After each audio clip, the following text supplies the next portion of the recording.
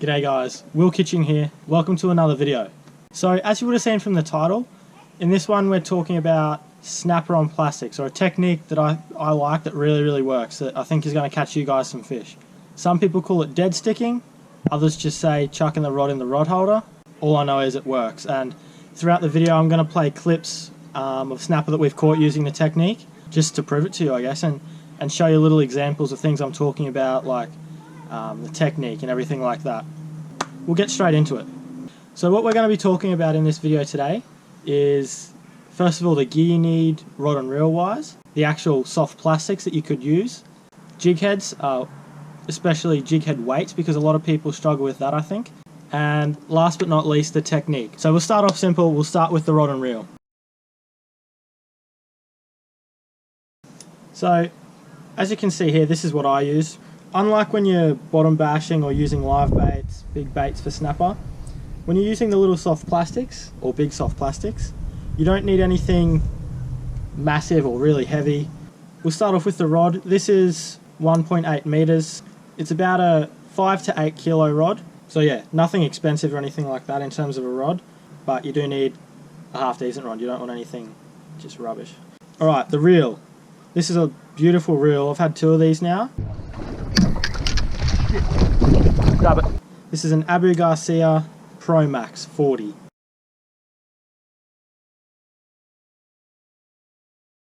Now a really big thing with the reel, it's important that you have a nice smooth drag, and that's because snapper can be quite dirty fighters at times, and they have some really violent head shakes as well as hard mouths, and you don't want to pull the hooks while they're really bumping their head. As well as that, they can just take some blistering runs. Yeah. Mackerel. Good fish. It's a snapper, it's a good one. What are you on a minute? I don't think it's a snapper. No. Sound more like a mackerel, isn't it? Yeah. Big snap, is it? Yep. Solid one, yes. We're on top of it. He's got the plastic fairway down. So that's the rod and reel I have. In terms of line, we have 12-pound braid, which is all you need, even for the really big snapper. And we use 14-pound leader, but you can use whatever you want, up to about 20 pounds, I guess.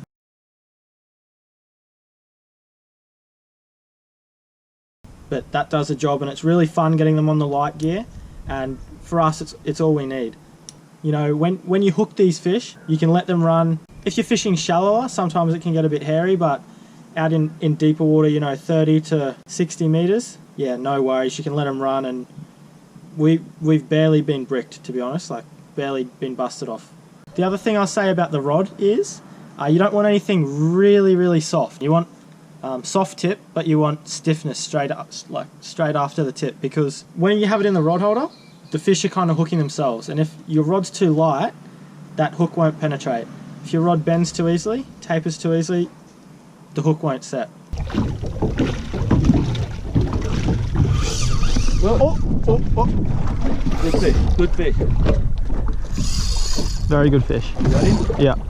So you need something with a bit of strength, you know, mid to back section here, to set that hook when they take it.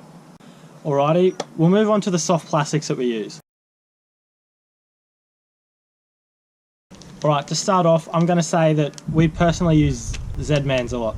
It's funny, we have plenty of packets here, but we hardly go through any at all. And that's literally just because they are so tough. They advertise as being the toughest soft plastics out there, and seriously, I don't doubt it, because we can have several trips on the same soft plastic, like up to 5 trips, where you use the same soft plastic and jighead, and catch fish, and it's absolutely fine to keep going, and you just keep catching fish on them. So I think it's definitely a money saver, and at least you know, whenever your line's out, you've got a plastic on the end. It hasn't come off or something like that, or been bitten off. Now, the plastic that we choose depends where we're fishing usually. So anywhere up to, you know, 40 meters or so, 45 meters, we use 3-inch minnows. Don't be fooled, these will catch your small fish, but we catch some monsters on them as well. The big fish still love these. Inshore, shallow water, that's a good choice. The smaller profile still gets absolutely smashed, gets sweet lip, gets everything. But yeah, the snapper love these things. 3-inch minnows. The colours in those we use, really love this pink one. As you'll see in a lot of the clips, the pink one does the damage. for whatever reason, I don't know. We switched over to these pink ones and just our catch rate did increase, seriously. They also glow in the dark. Another one we've had some success on is, what's this? Pearl Blue Glimmer, just a clear one. So they go alright too, but I find usually in the clearer water, they don't stand out as much in the murky water. The other one, 3-inch minnows glow chartreuse, so that real greeny glow in the dark colour. They go alright too, but I prefer these either really early in the morning or as that sun's setting. You know, they got that glow, almost like your glow sinkers, attractants. That's when they're good.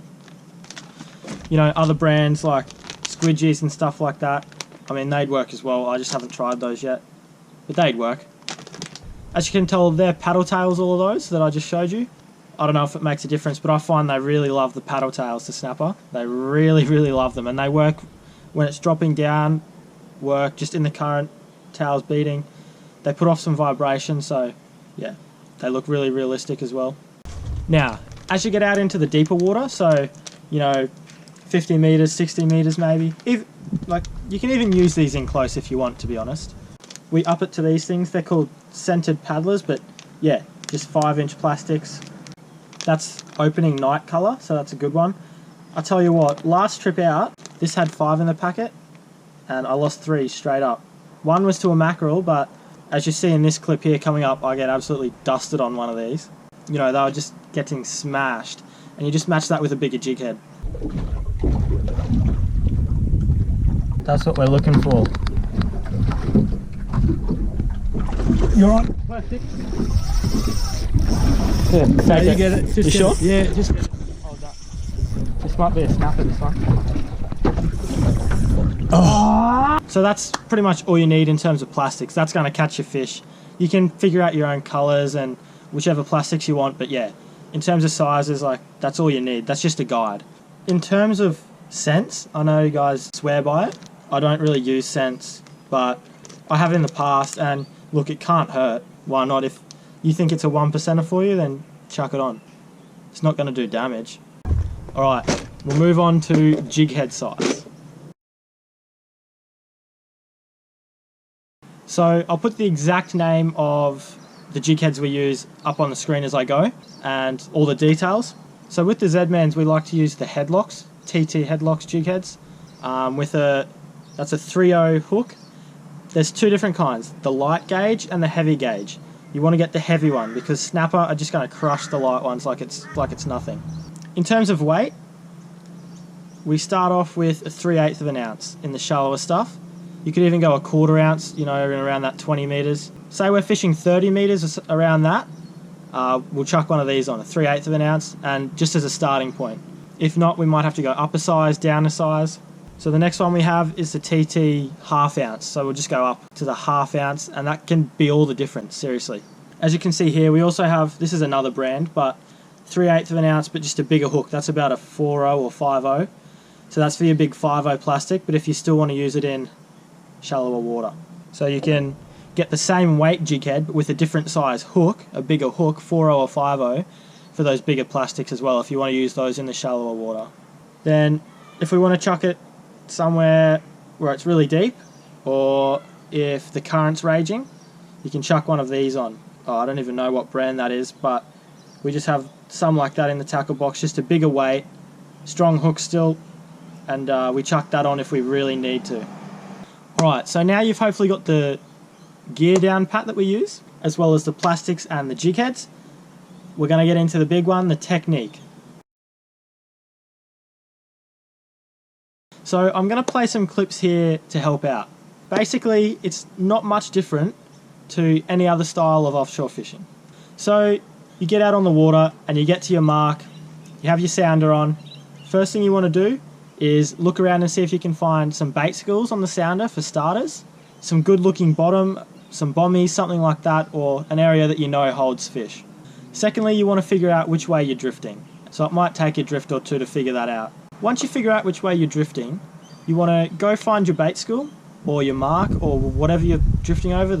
You want to go up drift of that and position yourself so you're going to drift back over it. Once you're in position, you want to point your nose the way you're going to drift. Now, once you've done this, you've positioned yourself, you're ready to start fishing. What you want to do before you do anything, get your plastic set up and cast it up drift. If you're drifting this way, you want to get your plastic and cast it that way. Now once you do, you want to leave your bail arm open in free spool so you can let the line flow off, and then you just want to stick it in the back rod holder. So we're drifting up that way, going to cast it up drift a bit, leave it in free spool and just put it in the rod holder. As simple as that. You want your plastic not to be right on the bottom, but anywhere, you know, up to 10 meters off the bottom. The snapper, especially the biggest snapper, are going to come up, and that's where they like to feed. They come up to your bait or your lure and they absolutely engulf it. I'm dropping.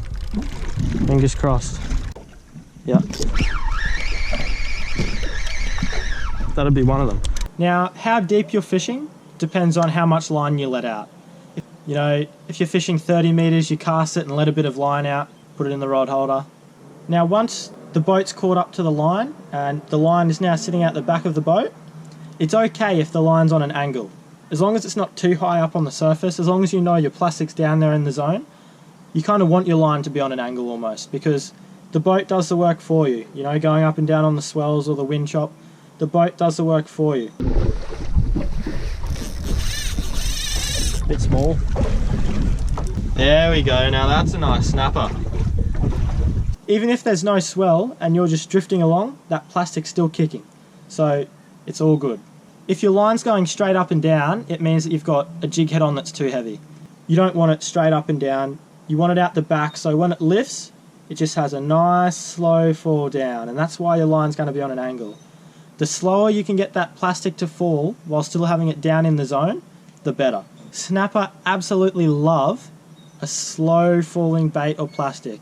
They'll sit down there and they'll see it coming down, and especially the biggest snapper will come up and absolutely engulf it. Yep, like that. Yep, you're on. So yeah, big thing is as light a jig head as you can go to get it down in the zone. Now the beauty of doing this and having the rod in the rod holder, you can still fish with baits or whatever, cast the plastic and work it in your hands while that one's in the rod holder. It means you don't have to just fish with one rod. To be honest with you, a lot of our biggest snapper, and 95% of the biggest snapper that I've caught, have been on this exact technique, plastic in the rod holder. There's some trips we'll go out and we might get a few snapper on both, but the bigger ones are usually on the plastic out the back, not gonna lie. Yeah. Holy crap. Yeah. Get that through a school. Matt, come here. That's a big fish, eh? Oh, jeez. Look at that. Oh. So that's why I'm sharing this technique, because I think a lot of people overlook it. They know you can catch fish on it, but it is really, really effective. So now we know how to look for the bait schools, position ourselves to drift over them, how to deploy the actual plastic, and make sure that it's down in the zone. You know, cast the head of the boat, right size jig head, and apart from that, what else is there to know? They go really hard. It's so fun just letting them run, fighting them, playing them out, and then being able to land them. All right, everybody, I hope this has helped. Thanks very much for watching. If you have any questions or you're unsure about anything, please just comment below and I'll answer it. If you think this could help someone, make sure you share it with them. Share it with your mates. Go out and do this yourself, and I hope you guys get onto some really good snapper. Don't forget to subscribe, comment, and like the video as well. Cheers, guys. Thanks very much for watching. I really appreciate it. Tight lines.